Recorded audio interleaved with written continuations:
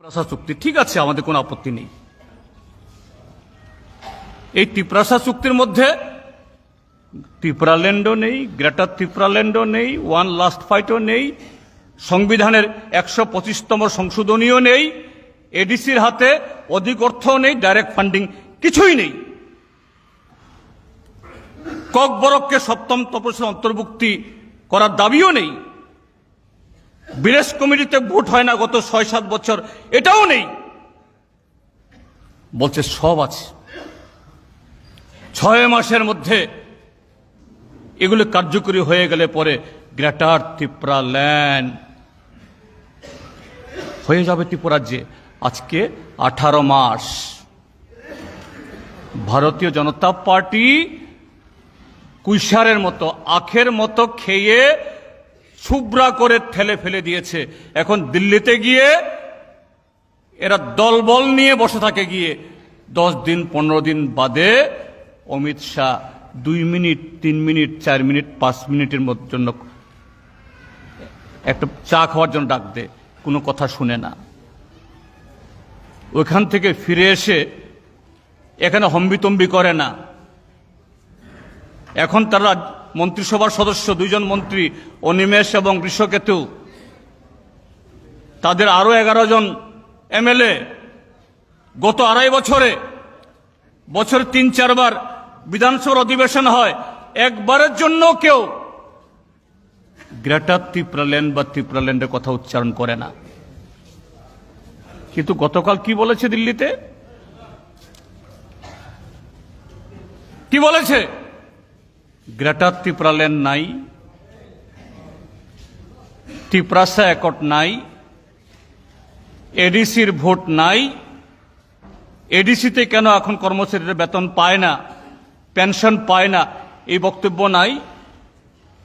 সামনে উৎসব, এই গন্ডাছড়া, লংথরাই বেলে, শাখান শেরমন, এখানে অভাব, কেন এডিসি বা রাজ্য সরকারের কোনো সেখানে কাজ নাই, এই সমস্ত কোনো ইস্যু নাই। এডিসি যে সামান্য টাকা আছে, এই টাকা নিয়ে তারা দিল্লি হিল্লি সমস্ত ঘুরে বেড়ায়। এখন দিল্লি কাশ্মীর সব ঘুরে ফেলে, দেশে ঘুরতে ঘুরতে এদের পেট ভরে গেছে, এখন বিদেশে যাওয়া শুরু করেছে। লন্ডনে গেছে কিছুদিন আগে, এখন নাকি আবার সুইজারল্যান্ডে যাবে। ত্রিপ্রাসা উন্নয়ন। আর গতকাল কি বলছে? আমি আগরতলার মালিক, আমি তেলিয়ামুড়ার মালিক, আমি কাঞ্চনপুরের মালিক। হ্যাঁ, সেই অর্থে আমরা প্রত্যেক নাগরিকই, প্রদ্যুৎ মাণিক্য কিশোর কেন, আমরা সবাই এই দেশের নাগরিক, এই দেশের মালিক আমরা। সে অর্থ যদি বলা হয়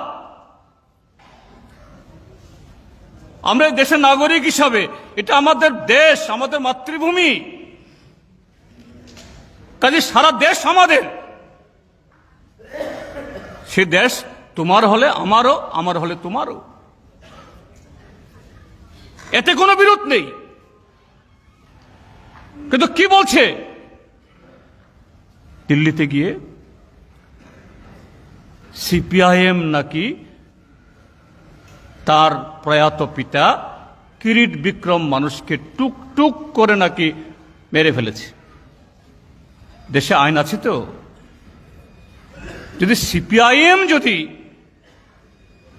এই ত্রিপুরাজ্যের রাজবাড়ির কোন সন্তান কিছু রকম মেরে ফেলে, দেশে আইন নাই, কানুন নাই? এই কথা তো তার মা বিভু কুমারী দেবীও কোনোদিন বলেননি। কিরিট বিক্রম মাণিক্য বাহাদুর যতদিন জীবিত ছিলেন তিনিও তো বলেননি। বরঞ্চ আমি বলবো, আমি যখন ট্রাইবাল ওয়েলফেয়ার মিনিস্টার ছিলাম,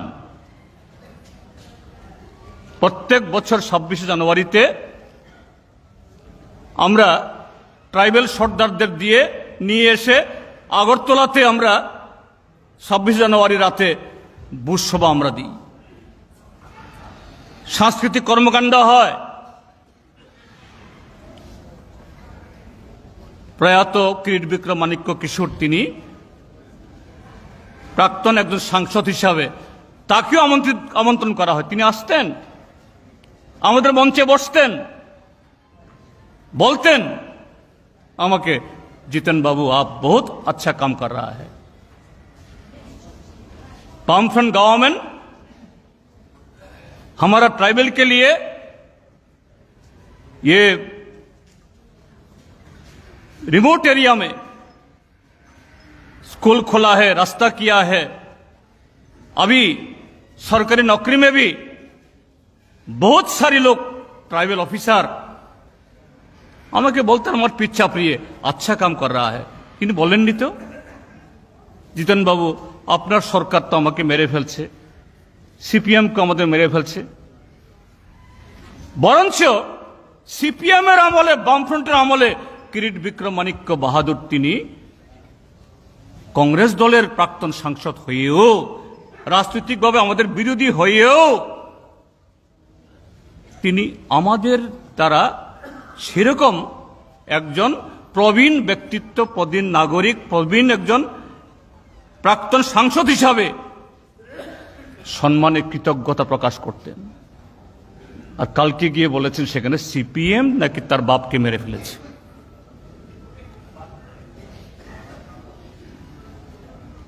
সিপিএম এর সময়তে নাকি এই রাজ্যে বিরোধী বিদেশি অনুপ্রবেশ করিয়ে ট্রাইবেলদের নাকি কোণঠাসা করেছে।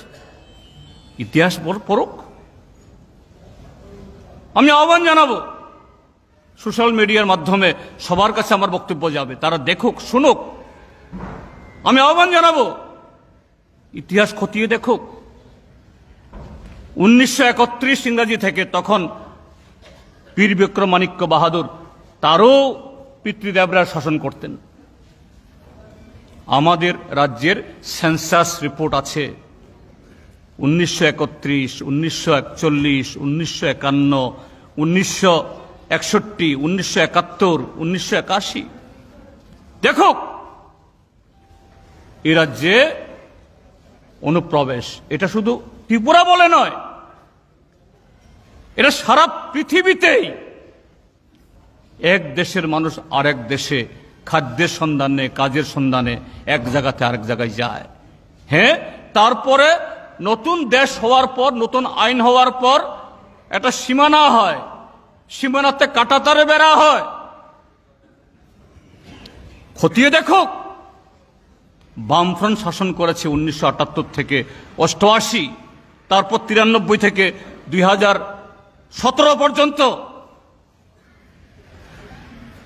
সবচেয়ে বেশি সেন্সাসে যদি কম লোক সংখ্যা বেড়ে থাকে এই সময়তে, বামফ্রন্ট শাসনকালেই জনসংখ্যা বৃদ্ধি কম হয়েছে। দুটো কারণ, একটা